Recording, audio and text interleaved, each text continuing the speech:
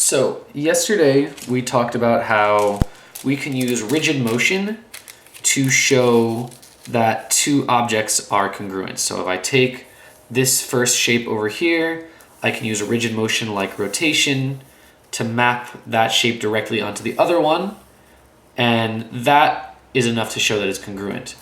But we also talked about how in general, congruence just means that every single corresponding part in these two shapes are exactly equal to some other corresponding part in the other shape. So for example, if this side length over here, and I'll put some letters down, R, S, T, and then U, V, T. If I've got this side length RS over here, the corresponding side with that is UV, and so then I'll say those two sides are equal if they're congruent, and I'll show that by showing one hash mark there for each.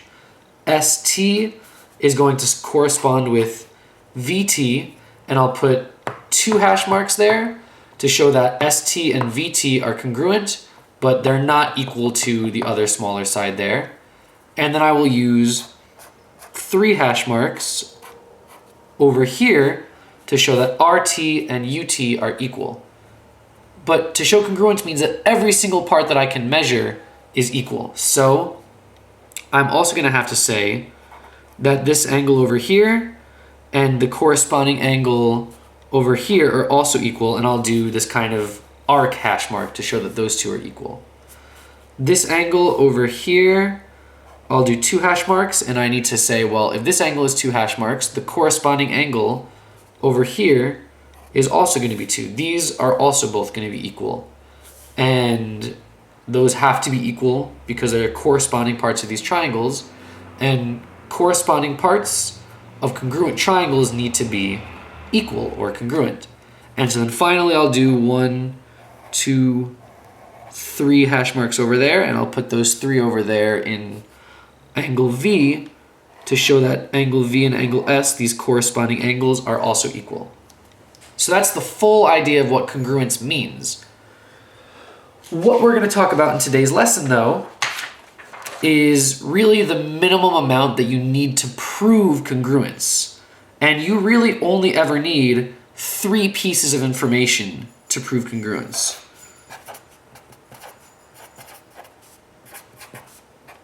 In triangles, at least.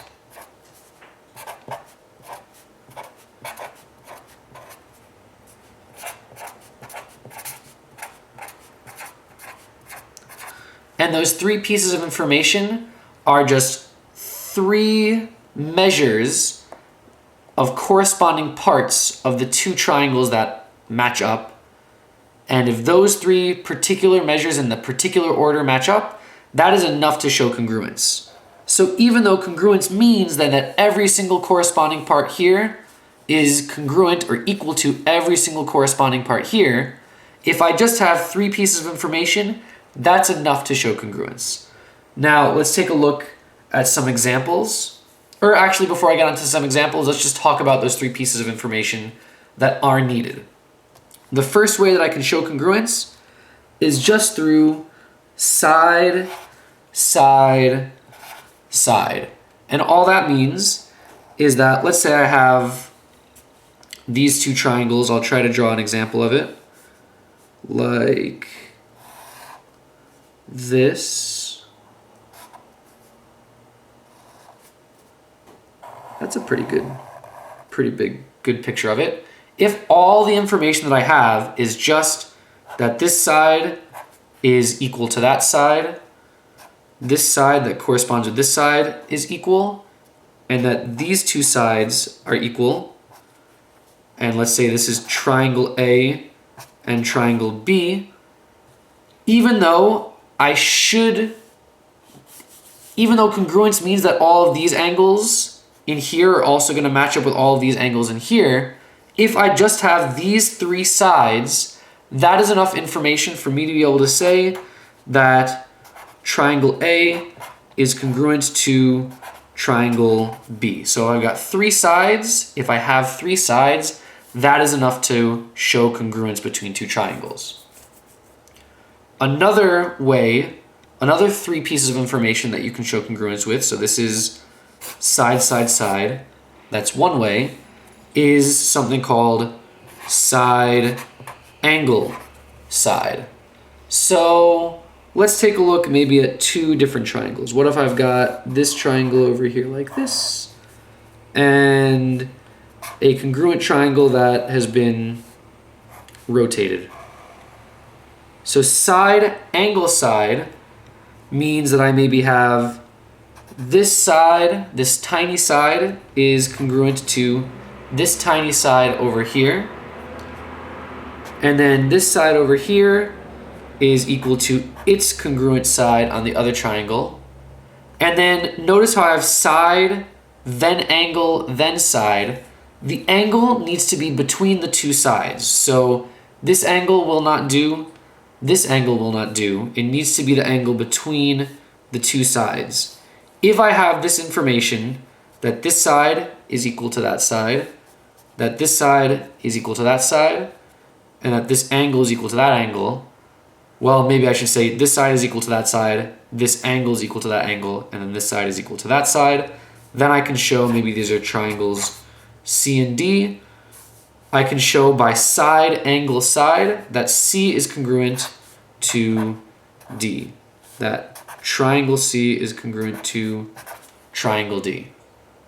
And then finally, the last one that we can look at for today is going to be angle, side, angle.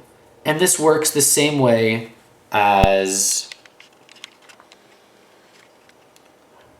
side, angle, side, except now I'm going to have two angles and a side in between them.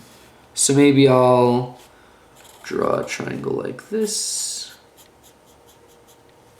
And I'll draw, just after a translation maybe, that same triangle. And let's say I tell you that I've got this angle is equal to this corresponding angle over here. This side is equal to this corresponding side over here. And then this angle, this big angle, is equal to that corresponding big angle over there. Well, then I can say by angle, side, angle, that triangle F is congruent to triangle G.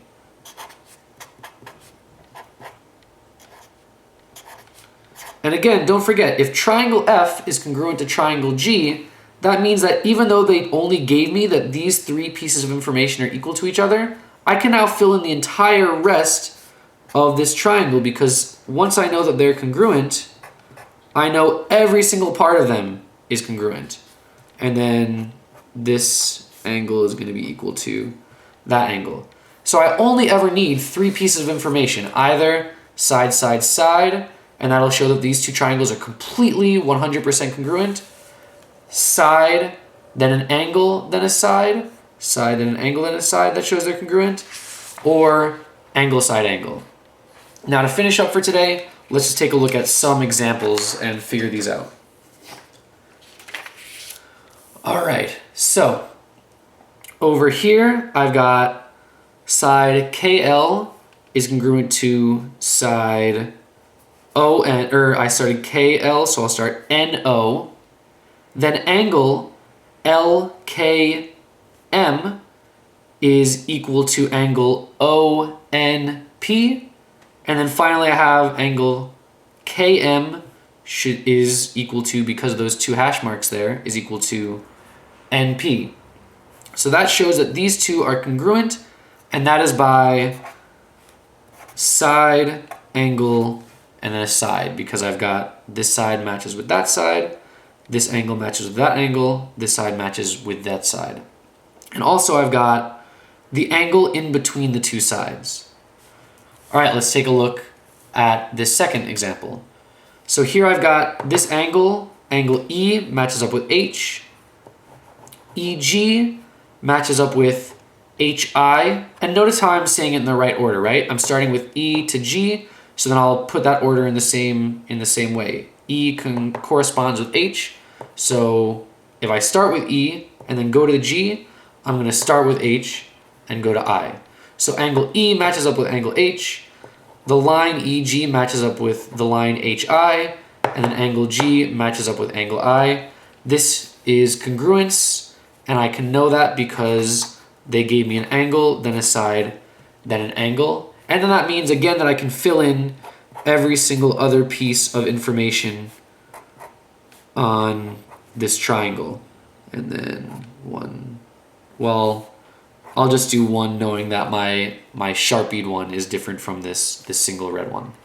Finally, over here, I've got a side matching up with a side, AB matching up with CD, BC matching up with DA, and then they don't have a hash mark for it, but AC is obviously equal to itself. So now I've got a side matching with a side, side to side, and then side with itself. So I can tell that these two triangles are congruent by side, side, side.